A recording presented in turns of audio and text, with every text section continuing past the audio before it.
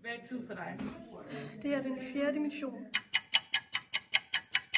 Hvad er tid for dig? Den tid for mig, det betyder meget, at jeg skal nå at blive færdig med maden til kl. 20:11, så jeg kører altid på tid, og jeg bruger meget mit ur, fordi hele tiden så klokken det skal jeg nå nogle bestemte ting, og så er noget, der skal i ovnen, og noget, der skal... Så jeg kigger meget på uret, og tid, det betyder meget for mig. Hvad kan du godt lide at bruge din tid på? Jeg kan godt lide at bruge min tid sammen med min familie og venner. Og jeg kan godt lide at bruge min tid på mine heste. Hvad er tid for dig?